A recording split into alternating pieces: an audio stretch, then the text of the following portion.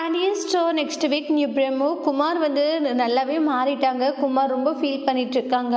அரசியுடைய வாழ்க்கையில் நம்ம ரொம்ப பெரிய தப்பாக பண்ணிட்டோம். ஏன்னா அரசி ரொம்ப கஷ்டப்பட்டு இருப்பா. ஒரு பொண்ணுடைய விஷயத்துல இருந்து யோசிச்சு பார்த்தா எல்லாமே தப்பாக இருக்கும். ஆனால் நாம் அதை பற்றி புரிஞ்சுக்காம ரொம்பவே நம்ம அவளை கஷ்டப்படுத்திட்டோம். ஏன்னா ஏமாற்றணும் நம்ம அவளை.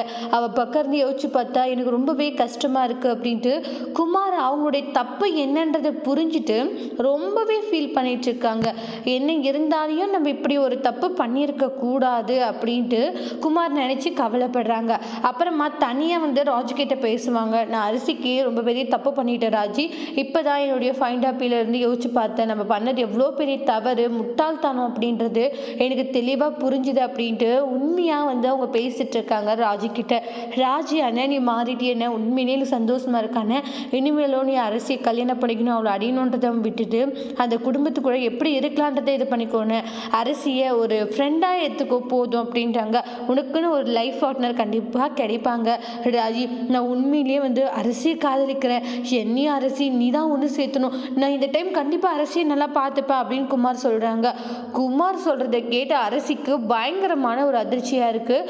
அடுத்து வரக்கூடிய ப்ரெமோவில் என்ன நடக்க போகுதுன்றதை நம்ம வெயிட் பண்ணி பார்க்கலாம். தேங்க்யூ.